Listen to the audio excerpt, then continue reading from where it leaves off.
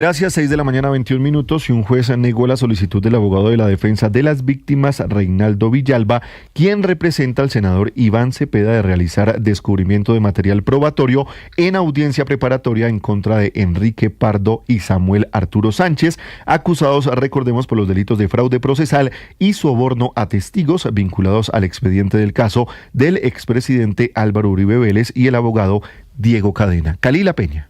Un juez negó la solicitud del abogado de la defensa de las víctimas, Reinaldo Villalba, quien representa al senador Iván Cepeda, de realizar descubrimiento de material probatorio en audiencia preparatoria en contra de Enrique Pardo y Samuel Arturo Sánchez, acusados por los delitos de fraude procesal y soborno a testigos, ligados al expediente en el que también aparecen el expresidente Álvaro Uribe y el abogado Diego Cadena.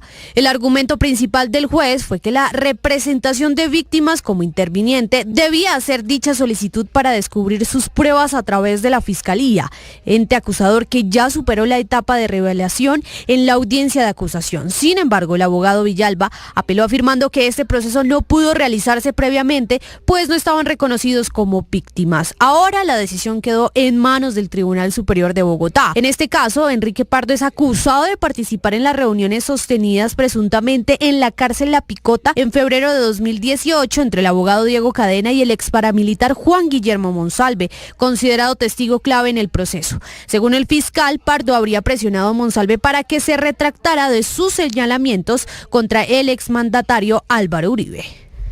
Kalila, gracias, 6 de la mañana, 23 minutos, y mucha atención porque Blue Radio obtuvo reveladores detalles de cómo una mujer logró hacerse pasar como oficial del ejército y puso en jaque la seguridad del presidente Gustavo Petro. La mujer y 2 militares activos obtuvieron información considerada como ultra secreta por inteligencia. César Chaparro.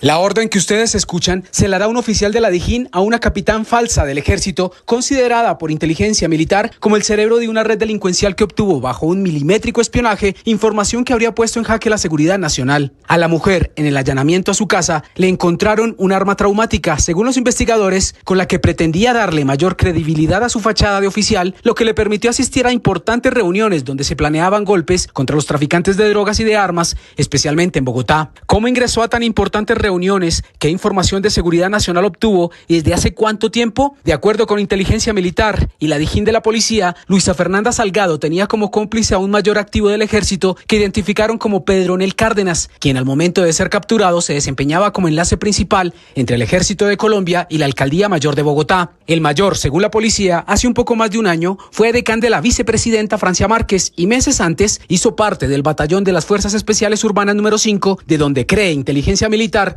obtuvo poder, información y facilitó el ingreso de la falsa capitán para hacer espionaje al batallón Guardia Presidencial, que garantiza la seguridad del presidente Gustavo Petro. Y hay más, la falsa militar incluso invitaba a miembros de la fuerza pública y a fiscales a practicar polígono en los batallones. El objetivo, aseguran, conocer a su supuesto jefe, el mayor Pedronel Jiménez, quien firma las actas de trámite del polígono. El mayor Jiménez también le habría facilitado el ingreso a la mujer al tercer anillo de seguridad del mandatario de los colombianos, lo que le habría permitido obtener detalles de los desplazamientos de Petro. Ahora las preguntas que tratan de aclarar las autoridades son: ¿para quién o quiénes hacían este espionaje? ¿Qué tipo de información obtuvieron? ¿En manos de quién finalmente terminó esa información secreta?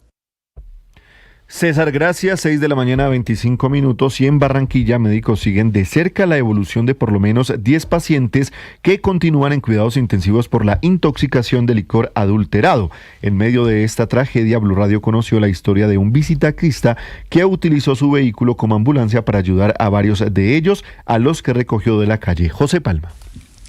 Felipe, en el centro de Barranquilla, donde las voces del comercio informal se mezclan con el ruido de los carros, un gesto silencioso de humanidad rompió la rutina. El protagonista fue Eiber Manuel Suárez, un bicicochero de corazón grande, quien no dudó en usar su vehículo sin que nadie se lo pidiera para auxiliar a 2 de los hombres intoxicados al consumir una mezcla para embriagarse de metanol con agua y licor. Recorriendo el sector de El Boliche, donde se originó esta emergencia, Eiber visualizó cómo sufría inicialmente una mujer a la que es conocida en la zona como Geo, de la que describió que botaba sangre por la boca, y luego trasladó hasta el nuevo hospital de Barranquilla a Henry López, de 22 años, otro habitante de calle del que declaró que vomitaba y tenía dificultades para respirar. Escuchemos. Porque ese día me encontré el señor allá tirado y dijeron que era una comida que estaban dando, que estaban envenenando.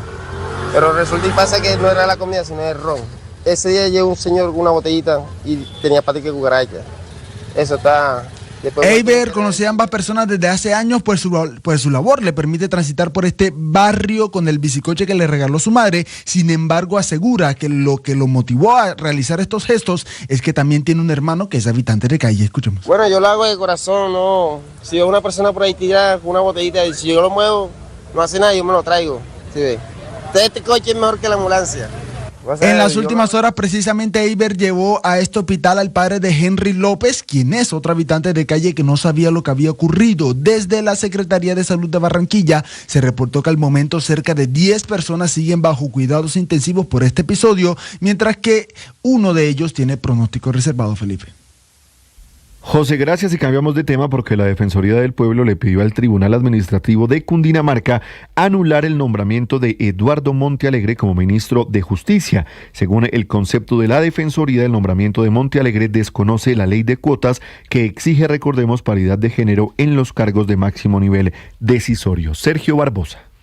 Hola, buenos días. Volvió al centro de debate el tema de la ley de cuotas en los cargos del Estado. En esta ocasión, la Defensoría del Pueblo le está pidiendo al Tribunal Administrativo de Cundinamarca tumbar el decreto mediante el cual el presidente Gustavo Petro designó a Eduardo Montealegre como ministro de Justicia. Y es que, de acuerdo con la intervención presentada por la Defensoría, con la salida de Ángela María Buitrago de ese ministerio y el ingreso de Montealegre, el Gabinete Nacional quedó conformado por 10 hombres y 9 mujeres, cifra que incumple el mínimo legal de 10 ministras, equivalente al 50% más 1 en un gabinete de 19 carteras. La Defensoría recordó que el 17 de junio de este año le mandó una carta al presidente Gustavo Petro advirtiendo sobre el incumplimiento de la norma, sin que hasta la fecha haya recibido una respuesta de fondo. Para la entidad, mantener un gabinete en el que las mujeres representan solo el 45% constituye una vulneración al principio de igualdad material y a compromisos internacionales de Colombia en materia de equidad de género. Sergio, gracias. Y en noticias de orden público, una persona murió y otra resultó herida en medio de una balacera entre policías y delincuentes que ocurrió en pleno centro de Cali, todo esto en las últimas horas. Allí 2 personas fueron capturadas. Estefanía Toledo. Felipe, comerciantes, residentes y en general toda la comunidad del centro de Cali permanece conmocionada tras esta escena de película de acción que se vivió en las últimas horas en este sector de la ciudad, cuando policías y delincuentes se enfrentaron a disparos en plena calle 15, un sector donde hay varios locales comerciales que a esa hora tenían mucho movimiento de personas, las que rápidamente tuvieron que refugiarse para evitar quedar en medio de las balas.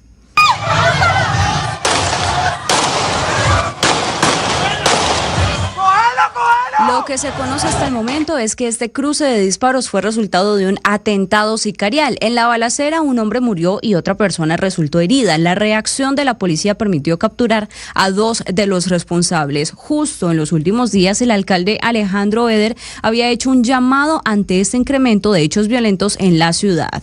¿Cuál es el problema? Que Cali sigue siendo peligrosa. Es decir, si vienen bajando los homicidios, necesitamos que se reduzcan más. ¿Qué hay que hacer? Seguir fortaleciendo la fuerza pública. Por eso llegó el bloque de búsqueda y actualmente con recursos de Cali, pero también con cooperación de aliados distintos, entre ellos Estados Unidos, estamos diseñando un sistema antidrones para proteger a Cali de esa nueva amenaza terrorista. Con este caso ya son 734 homicidios los registrados en Cali este año, situación que pone en alerta a las autoridades, Felipe. Estefanía, gracias. Y tras un consejo de seguridad presidido por el ministro de Defensa Pedro Sánchez en Amalfi, Antioquia, se evaluará la posibilidad de trasladar la estación de policía del municipio a una zona más periférica por amenazas terroristas. El ministro aseguró que la fuerza pública debe estar en donde lo requiera la comunidad. Danilo Arias.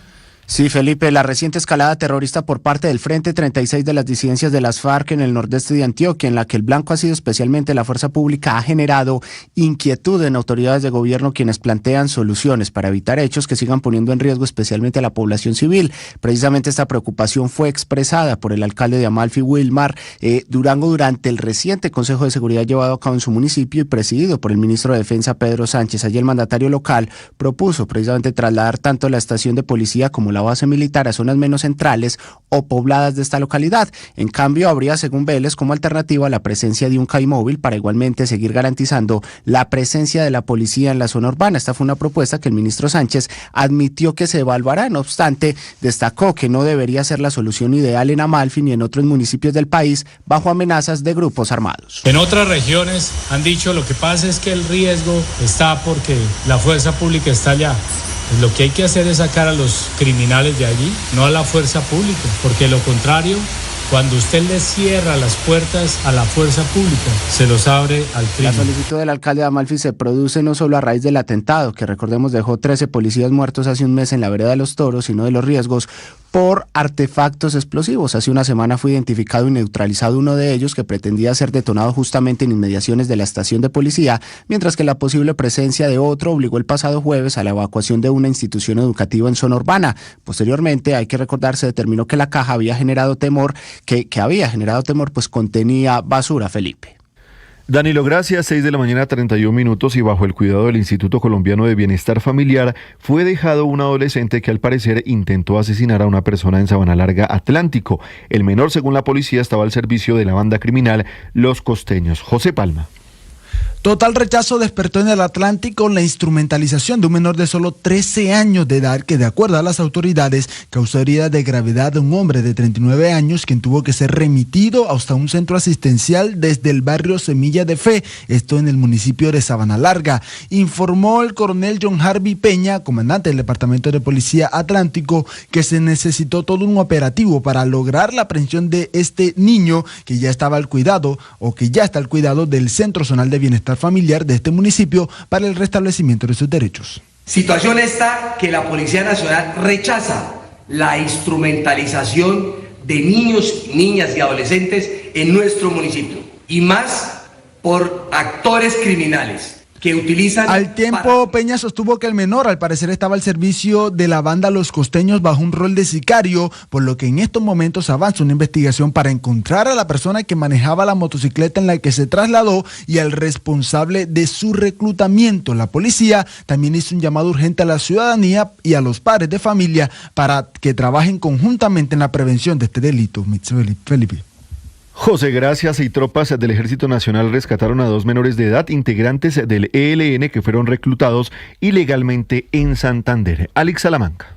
2 menores de 16 y 17 años que fueron reclutados ilegalmente hace 3 años aproximadamente y venían sufriendo de maltratos e intimidaciones pertenecientes al ELN fueron liberados por el Ejército Nacional en Barrancabermeja. El coronel Gerson Iván Molina, comandante de la 5ª Brigada. Los cuales habían sido reclutados de manera violenta y contra su voluntad por parte del GAO ELN, específicamente por el Frente Camilo Torres, y sobre todo que sufrieron maltrato por parte de ellos, razón por la cual abandonan las filas, y gracias a las tareas articuladas de la 5ª Brigada y el Batallón de Inteligencia Militar número 2, logramos que estos abandonen las filas del ELN y los traemos al seno de la sociedad de nuevo. A los menores se les prestó servicios médicos y asistencia en general y fueron trasladados hacia norte de Santander.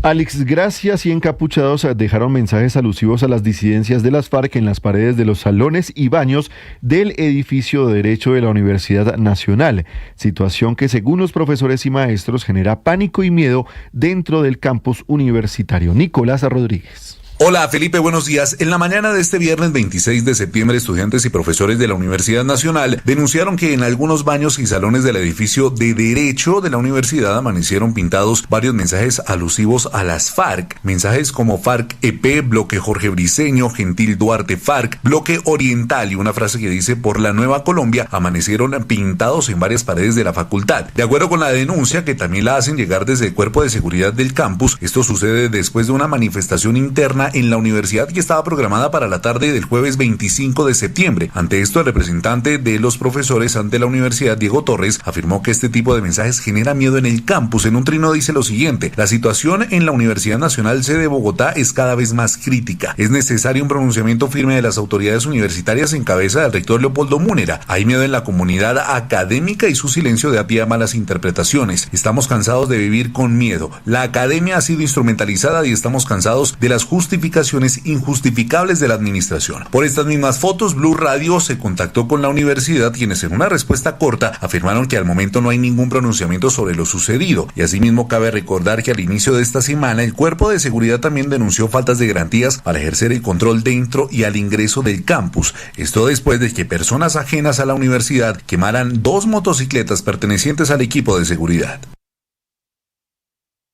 Esta es Blue, más que radio.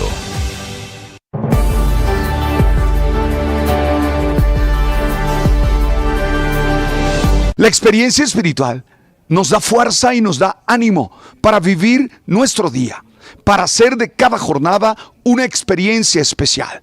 Hoy te quiero animar a reconocer las bendiciones que hay en tu vida, a reconocer las personas que te aman y a sentirte impulsado, impulsada a dar lo mejor.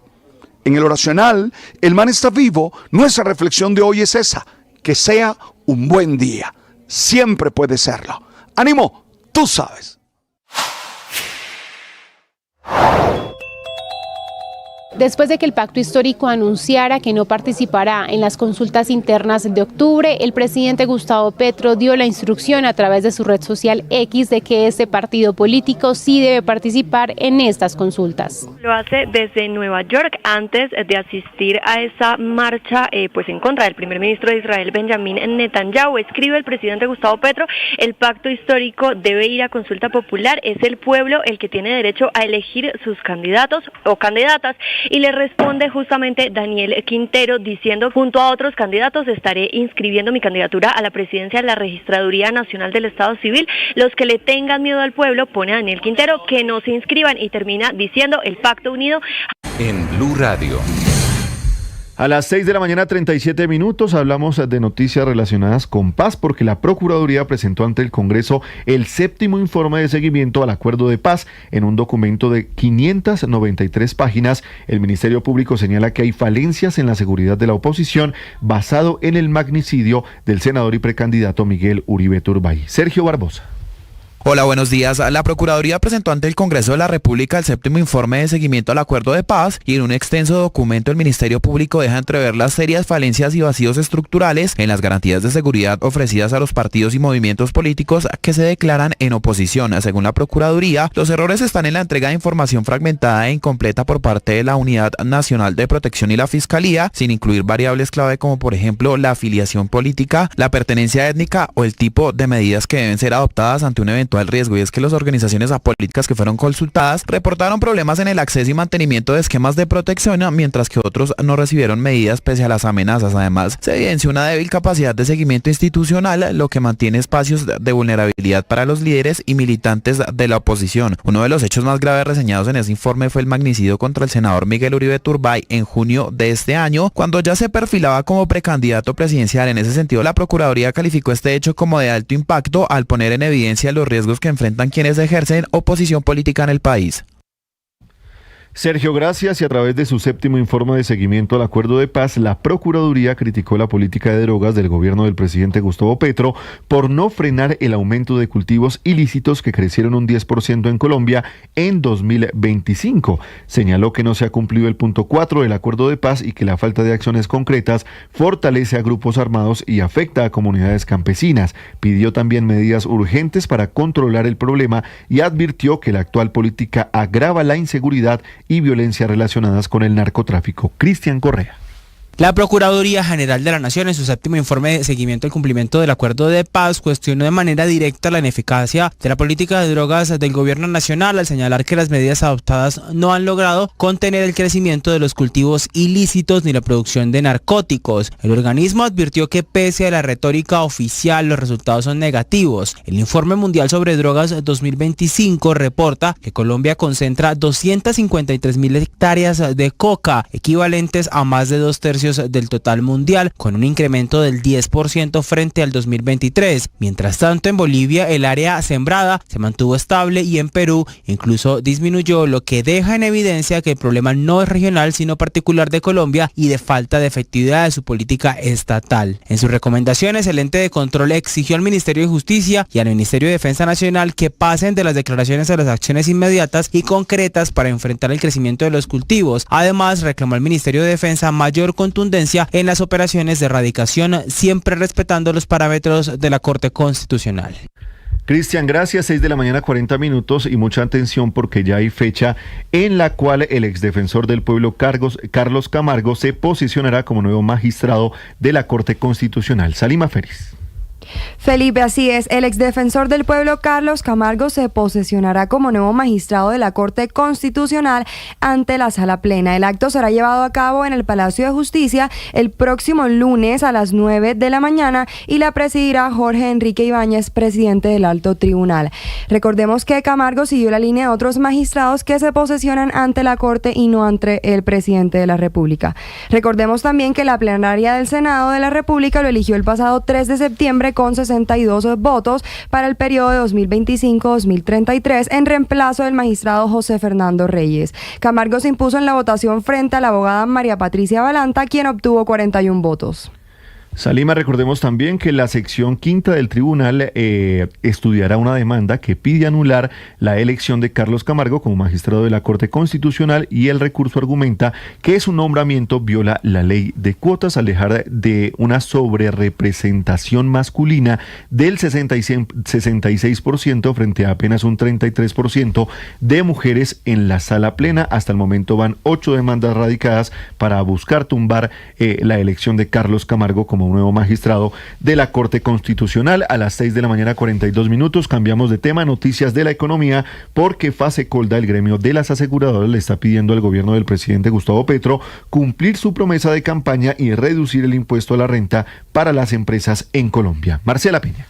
Para Gustavo Morales, presidente de Fasecolda, la tasa de impuestos de 50% que está proponiendo la reforma tributaria para el sector financiero y los seguros en particular es confiscatoria e implica un aumento frente a un nivel actual que ya es absurdamente alto. Por eso Morales le está pidiendo al gobierno que retome lo que prometió hace algunos meses. La fijación de una tasa nominal de renta más razonable y menor que este absurdo 35%, paradoja, fue una promesa de campaña del actual gobierno y de hecho, recuerden ustedes. Y es que las dos reformas tributarias anteriormente propuestas por la administración de Gustavo Petro incluyeron medidas que intentaban reducir los impuestos a la renta. Morales lamentó que no se hubiera seguido este camino y que hoy en cambio estemos hablando de nuevos incrementos.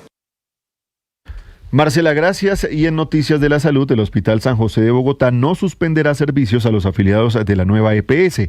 La entidad aseguró que tras una reunión con las directivas llegaron a un acuerdo para no afectar la atención mientras se solucionen las deudas pendientes. Mateo Candela.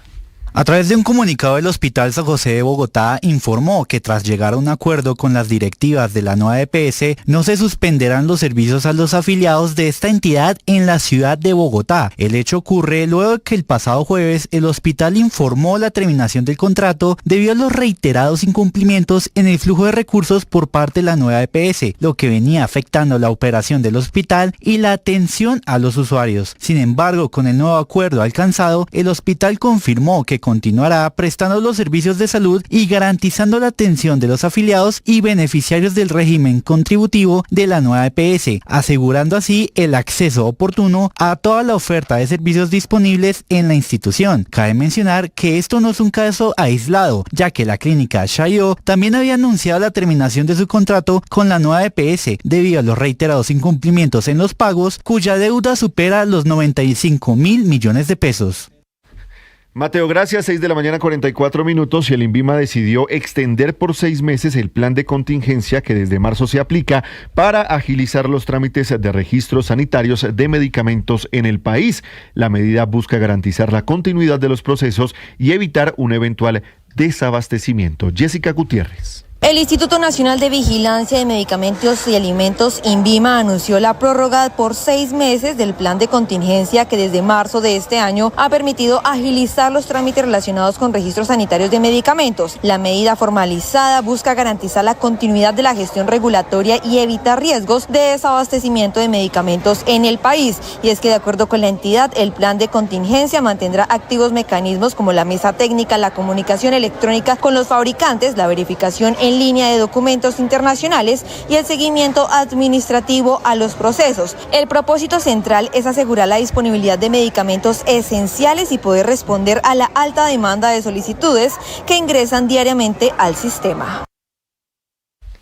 Jessica, gracias. Y siguen los desplazamientos desde zonas rurales de Antioquia por la violencia. Más de 80 campesinos de Tarazá llegaron al casco urbano en las últimas horas, mientras el Ejército Nacional confirma que ya hay tropas atendiendo esas emergencias humanitarias, tanto en esa zona del país como en Segovia, límites con el sur de Bolívar. Danilo Arias.